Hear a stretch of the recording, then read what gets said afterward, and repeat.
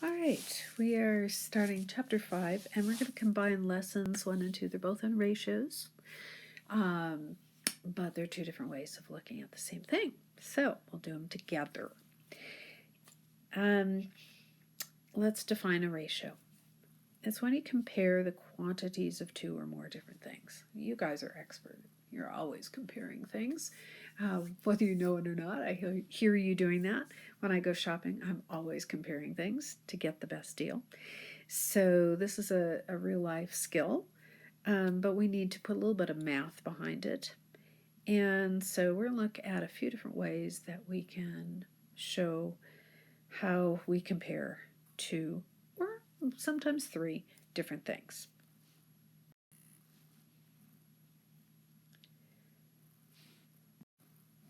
Okay, the methods we'll use, we're going to use tape models. So you will be doing some drawing, and graph paper can be helpful, or ruler. And we're going to make some tables. So again, graph paper always makes it a little bit easier. We're going to be writing things numerically and algebraically. Also, we need to talk about the difference between, since you see fractions here, the difference between part, and part whole. So let me just write over here, part to part, or part to whole. Part to whole is what you have been used to. You would say, I have a glass of water, and it is 2/3 of the way full. There it is, 2/3 of the way full. Right? It's 2 out of 3. However, if I am talking about the relationship of maybe boys to girls in the class, maybe there'd be 2 boys to 3 girls, or 3 boys to 2 girls. Well, yes, we're all human beings, but you're either a boy or you're a girl. And so it's not a part out of a whole. It's one part to the other part. So that's a part-to-part relationship. We'll do both, but for the beginning, it probably will be mostly part to part, where they're very different things. Now, let's look at 2 really good examples, and we're going to be doing what you've just copied down. So pause this, copy this all down, and then we're going to do this 2 different times. All right, so here is one of our favorite field trips, Outdoor Science School. At the very beginning, when we have that parent orientation, we have to convince your parents that you're going to be safe. And so we tell them, which is true, I don't know, it may be an approximate number, but it's very close to a 10-to-1 relationship, or a 1-to-10 relationship. 1 what? 10 what? Well, from adult to student, or from teacher to student. I'm gonna use the term teacher to mean anyone who teaches you anything. Naturalist, cabin leader, anybody. So all these adults that we call teachers, and all of you that we call students. And so we're going to use a tape model to show that. Now, I did not measure this out because this is just for notes, but hopefully it looks like this longer red bar, which we're going to label students, is 10 times longer than this very short bar, which we're going to label teachers. So there's our relationship. The tape model just gives us a visual way of looking at it. How much more is one than the other? Now, if you had a 400-to-1 ratio, you would not want to use a tape model. But when you have smaller ratios like this, it's very helpful. The other way to do it is to put it into a table. So we will put the students there and the teachers there. And what I had just told you, that if we have 10 students, we have told your parents that there will be at least one teacher, one adult there with you. So you know that we don't have just 10, we actually have more. So we would have to keep going as tables do. They're predictable, they keep going incrementally like this. I'm not going to finish it, but you can get the idea until I would get up to 200, which is our normal count. And that would give me how many teachers I need. All right, then, if I want to just write this quickly, obviously, when I present this to your parents, I am not going to give them a tape model. I am not going to give them a table.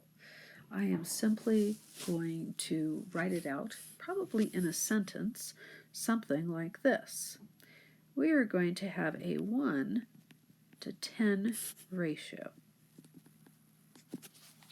So that's one way of saying it, with the word to. And what's important is that I always use words. Now, we have been talking about having many adults, but it would be inferred that the 10 would be the students and the 1 would be the adult. However, when you're doing your math, you can't infer anything. So you're always going to have to write it out, even if it's just with letters that we have predefined before, so that we know that this is a teacher to student ratio. So I hate to say this, but one way to lose points on a quiz or a test is not to label your numbers with words that have meaning. No naked numbers for this chapter. Thank you. All right, but there's other ways we can write this. We can say 1 to 10. And we can also write it as a fraction, 1 to 10. That does not mean 1/10. It is not 1/10 of a person. It means 1 teacher to 10 students, because we have already defined it right here, right above it, that it has to go in that order. So the numerator is always the first, and the denominator is always the second. Let's look at the algebra. We've used the letters S and T. They'd look the same way. S to T.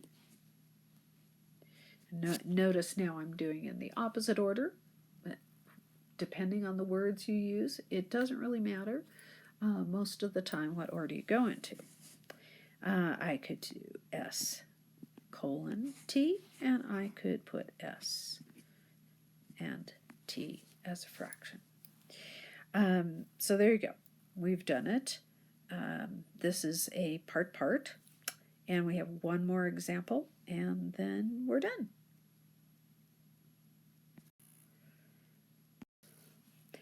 Okay, here's our last one, and that's homework at Dana, which is a current topic that we've been interviewing parents and students so that we know what is going to work for you, for your benefit in the future. You may not like it now, but we want it to be not too much, but enough that you are successful in life.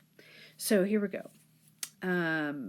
I don't know what the current results are, but I know what we have been told in the past, and that was that we should have about a 4-to-1 ratio. If I have 4 core classes, then I can give an hour of homework. Now, teachers usually get together and we talk about this. I teach 2 of those 4, so I give little science so that I can give more math. So obviously in that hour, it's not all going to be the same subject or equal of all of them. Every night will be slightly different. These are averages, but our goal is to have about an hour of homework for you 4 nights a week. All right, so how do we write this? We have a bar or a tape model. Sometimes they refer to these as bars, but I think your book uses the word tape.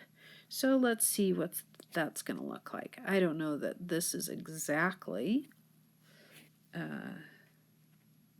done, but yeah, does that look like? Yeah, not too bad. So you can see there are 4, and we have to label this.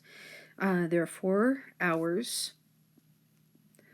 of class in a day, and that gives you 1 hour of homework. All right, so that's pretty simple. I could then, of course, talk about, well, how much homework would I have in a week if I have 4 days in a week that I can give homework? I know there are 5 days, but we're only supposed to give 4. And then we could calculate even for the whole month or the year. So let's put that in a table. We need to label it. We can either write out the word class, or we could abbreviate. And then, like we did before, we're going to put some numbers in. And as in any table, it's always predictable. So 4 hours a day, that means 2 days, there'll be 8, then 12, then 16, etc. So homework would be 4 to 1, 8 to 2, 12 to 3, 16 to 4, etc. Let's write it as a fraction. And it has to be 4 to 1 because we've said that it's class to homework relationship. It could be written this way, or it could be written this way. We could use C for class and H for homework. C and H and C to H. And there you have it. So that is basically our lessons for these 2. We'll make it a little bit more challenging than this during class, but that's it for your homework notes. See you tomorrow.